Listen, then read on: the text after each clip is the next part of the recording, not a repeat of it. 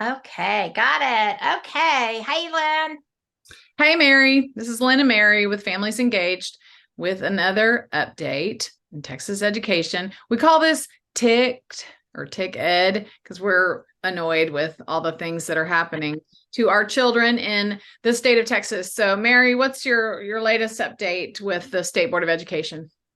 Well, I really, we're late doing this because of the bad weather and that sort of thing. We were late getting there, and it was remote testimony, which you did a fabulous job, by the way, with your testimony. And of course, I was stuck in the car. But the thing that stuck out to me the most was that we had 5 new members of SBOE present, and definitely 4 of the new members were drawing blood. They were there to say, "Hey, look, we're here. We're going to correct all the things that you all haven't been doing," and they were posturing a lot. It took up a lot of time in the meeting that honestly it related nothing to the nuts and bolts of what's happening in education. It was all procedural, and Wait, is this with the that newspaper called the Wingnuts? That Texas yes, the article, yeah, article the called them article that called Wingnuts? them the wing nuts, They've yeah. done that Well, before, and it's frustrating because not all conservatives are wingnuts,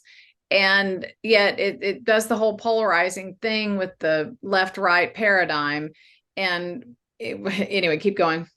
Well, I again that article where it referred to Evelyn Brooks, Aaron Kinsey, L.J. Francis, and Julie Pickering as wingnuts, and Well, I and they think were it's wrong about, sorry, I keep interrupting. They were wrong about Evelyn. She's not a proponent of charter schools. And so they got several things wrong in that article, but some things they got right. A lot of things they got right, sadly. yeah, a lot of things they did get right. I did think they were a little unfair to Evelyn because I do think that Evelyn is going to make up her own mind. I don't believe that Evelyn is bought and paid for. But when you look at who donated to the others, including Stacey Childs, who took Lawrence's seat for Houston, uh, they are all paid nicely by those who are pro charter and pro voucher. So it's kind of I odd mean, here they're because funded. The yes, SBOE they is were not paid, but funded. they're funded by Yeah. donors who got them there and expect Yes. them to Yes. do their bidding once they get there. Yes. So it was an interesting meeting to see how they all interacted. I was impressed with Aaron Kinsey. I felt like that, and all of them, they had studied the agenda prior to getting there. Mhm. However, it just seemed that they were more interested in being there to flex their own muscle and establish some type of power and authority over this sitting board as opposed to working together. I look forward to seeing how it all unfolds. I did see some valuable uh, points made by all of them, but it was a lot of distraction and not a lot of focus on what actually happens with the children. So, with that said, they had requested that the legislative priorities that the previous board had approved be brought up again. Now, then, remember what I just said. These people's their campaign was funded heavily by TLR, TRL, and which One is is right to the life, and one is lawsuit it's reform. tort right, yeah. So, and one is TLR, Houston. TRL. It's funny that the letters are all the same, but they just come in a little different sequence. No wonder our kids are dyslexic, right? Because we mess around with letters and things like that. So Not one's for TMZ, like not to be confused with yeah, TMZ. no, not TMZ, right? Totally not TMZ. So we have Kind of. Midland and we have Houston and the believers and maybe the non-believers. I don't know the answer to that, but we have these 2 different groups. And the one thing is they definitely want vouchers.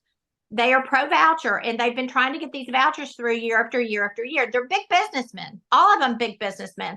So you have to ask, why do the big businesses want vouchers? Well, because they're going to benefit if they get tax dollars into the private sector. But set that aside and go back and look at these people who we have newly on SBOE, see who they're funded by, and then coincidentally, we have to review the legislative priorities that they had set forth. So all of the legislative priorities were brought up. And it was super funny to me. So Debbie Simmons, who we know from years of activism, was there to speak about her lane, which is sex education and comprehensive sex ed, and keeping the children safe and preventing an expiration to the sunset on the opt-in. And so she was there. She testified virtually. They didn't even acknowledge her testimony. They didn't even talk about that as a legislative priority, which it was on there. They didn't. It was like she was totally ignored. And then you were there, and Dr. Huff, and I can't remember who else, but I do remember that Mary Elizabeth Castle and everybody else that spoke, other than Debbie Simmons, spoke about item G, I believe it was, and it was where unanimously the SBOE had voted to take a position against the vouchers, which vouchers have been dressed up as parent empowerment and choice. So that's the big lie, that it's parent empowerment and choice. That's how it's being sold by TPPF and our governor. And then, but the real thing is vouchers, and they had voted to be against it because it does defund and hurt government ed, which no matter what, 80% of the students are going to be left maximum. I mean, not maximum, at a minimum, 80%. It's probably more like 90 when it's all said and done. So so where we stand, you and I, and what I talked about when I spoke, is that they're talking about the money following the child, and we're talking about we need to follow the money that is going out of the TEA and going out of our public schools, and figure out where that's going, why it's not going to the teachers and students and them not getting the services they need. So we're all for parental rights and choice, but they're saying it's totally different. It's semantics. And I made that point. I was talking to an NPR, I don't follow NPR. It's, far left and all that, but they actually they gave me a platform to be able to talk about this, because I said they're not doing it sucks all the energy out of the room, and they're not doing what their primary job is to do with the Texas Education Agency or these local districts. And so parents are finding they have no recourse. They don't really want to take their kids out of the public schools. They have no so we don't argue with the fact that there are issues in the public schools, but we don't believe that the money following the child is the solution, and it just brings other strings to those who have private and homeschool children. So keep going. What did Mary Elizabeth Castle? Well, so Mary Elizabeth came over there, and this is the second time I've witnessed this. So Mary Elizabeth Castle is a paid lobbyist by Texas Values, and Texas Values is a nonprofit organization that is supposed to represent the Christian value. And so she came over and she testified, and her testimony literally was, what she said was, the lieutenant governor wants this, and the governor wants this, and y'all need to not be against this because we need to all be aligned on the same team. What? Yeah, the arguments were poor arguments. I would agree. But they did it. And this is not the first time that Texas Values has come over to the education, to education, and testified, you need to do what the governor tells us to do. Okay. I am so opposed to that type of language, because that undermines the constitutional republic for which Texas was founded and has survived on. Mm-hmm. And when we diminish the constitutional republic, we're done. We're done. And you hear all the time how Texas goes is how the country goes. So, and then we talk about fighting at a local level, but then Texas becomes local. The state becomes local in the scheme of the nation, in the scheme of America. Texas is local, and we're letting the governor dictate. We saw it happen with Dave Phelan. We saw it. We hear it with the lieutenant governor, and then the governor. If you don't do what they want, you're going to be reprimanded. You're not going to be put on a committee. And it's like being a freshman in the fraternity. You either do it or you don't. And this is not adult behavior. It's like hazing, and none of their bills will get passed if they don't fall in line with this. So they will compromise their values in order to allow the governor to do what he wants. And I've heard that he's very much in line with or Dan Patrick and the governor are both in sync when it comes to this issue with school choice.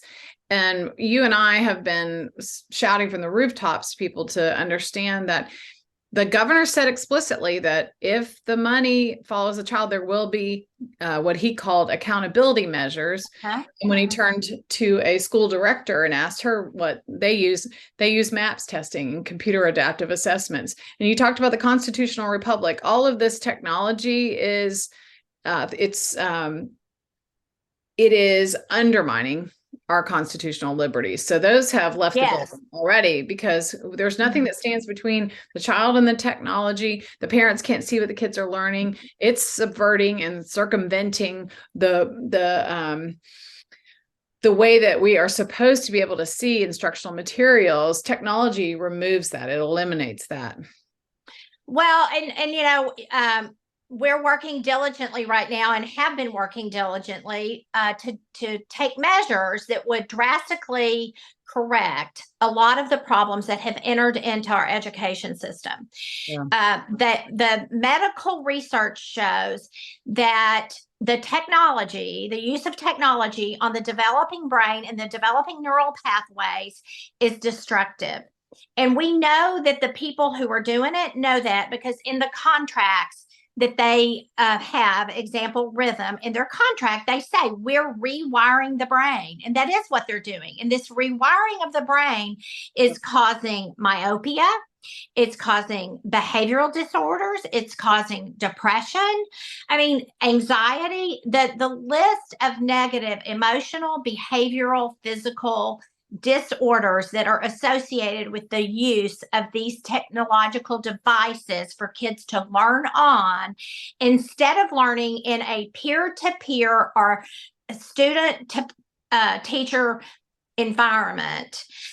It's destructive, and it is undermining everything. But yet those who are in power are pushing that because they can sell the information, for one, and it also sets them up for a greater amount of control. Mm-hmm. And a lot of those who are funding these lobbyists and these PACs and public-private partnerships, and they're billionaires, and those who stand to gain something from and technology vendors who stand to gain something from these contracts. And that, I think that's the part that people don't see behind the scenes, is how so they really want these board members in there too. So they fund them because they want their agenda to be carried. So, right. There was some pushback from the state board members who challenged Mary Elizabeth, because they were like, so you're saying that you want us as state board members to support this just because the governor and the lieutenant governor say this? Yeah. I mean, the state board members are elected in a partisan election. It's not like school board where they're nonpartisan, or city council. So that's something that, it's a tough climate to navigate. But I would say that the conservatives are in power in the majority on the state board, but there's some division amongst those. Some are for vouchers and some are not. But that's really not the purview of the state board. But I did support, when they were talking about the legislative priorities, I did support their near unanimous vote in favor of those priorities that opposed vouchers.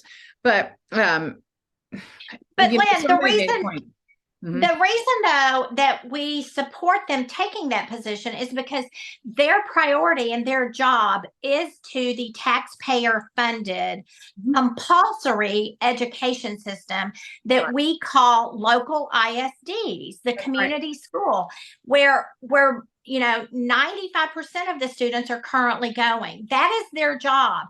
And when they took the position that they were going to be against that, that was an indication that they understood that vouchers would undermine the sovereignty and the growth and the focus of doing the right thing by the local ISD. I mean, these are and we have Robin Hood, we have these recapture districts where, my school district gets money taken from it to give to another school district. So, it's not just a lack of responsibility and at some level a fiduciary responsibility to the taxpayer in every district because it will severely hurt. So my money is going to Godly, just as an example. We don't know exactly where it goes because we don't have an audit, but let's say my money is going to Godly, and Godly's a mess, and parents are leaving Godly. So according to Steve Leschelow, 3 or 4 students leave, and I know 5 students that left this past year. So I'm sure 3 or 4 more will leave. That's a teacher. He's a teacher. So what? Mary's referring to the audio that we exposed in one of the previous episodes where Steve Leschelow, a high-ranking TEA official, was calling a mother from a particular ISD whose child was not being protected and was being bullied, and he was trying to use her for the governor's speechwriter in order to push vouchers. So and the thing is the argument to have the dollars follow a child, that is not a state board of education elected position responsibility. So it was so I agreed taking off, but I know they took it off for a different reason. It was fine when they said they weren't going to be for it. It was like, okay, they understand what their responsibility is, and it's to the government ed. And the reason we're having this conversation today is, one, we were late reporting on what happened at SBOE, and there really wasn't anything consequential other than that. Talk about Pat real quick. We've only got like 2 minutes. Pat, sure. Dr. Pat Huff. So his testimony, it was talking about the vouchers actually being there's this overarching agenda through UNESCO, and actually it's one of the UN Sustainable Development Goals to capture all students, and yes. That is not just public and private and charter and virtual and all that, but also homeschoolers. And so what he was trying to say is that under these UN Sustainable Development Goals and through social emotional learning and changing the values of the students, they're scoring and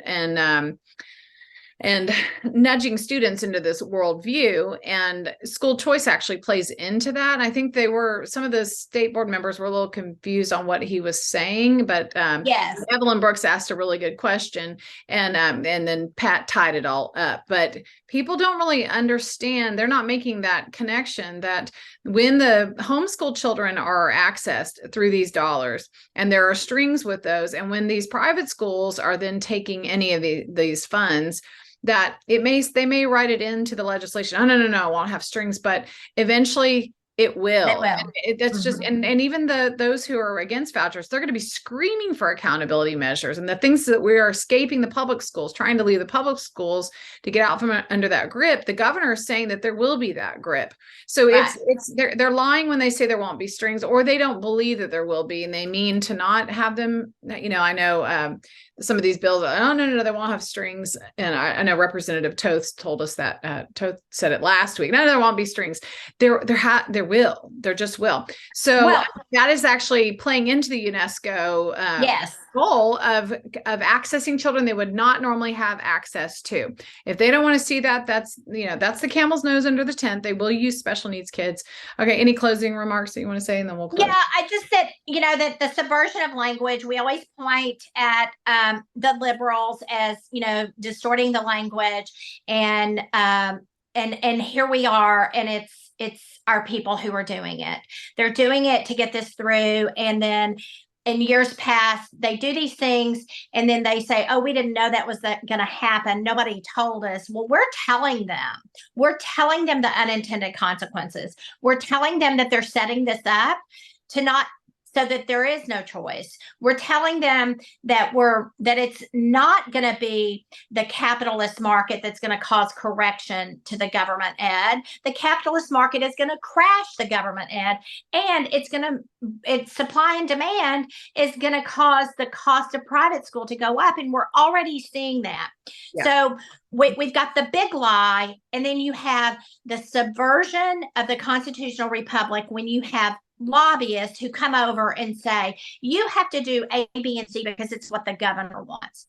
And then, of course, we heard the inside of TEA, hey, the governor wants X, Y, and Z, so we want you to do this instead of fixing a problem.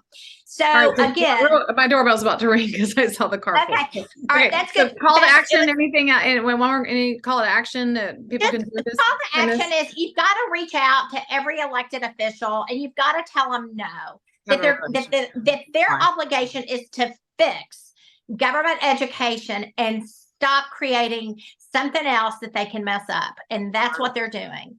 Okay. Thanks, Mary. Find us at Thanks, Lynn. familiesengaged.org. Bye. Thank you.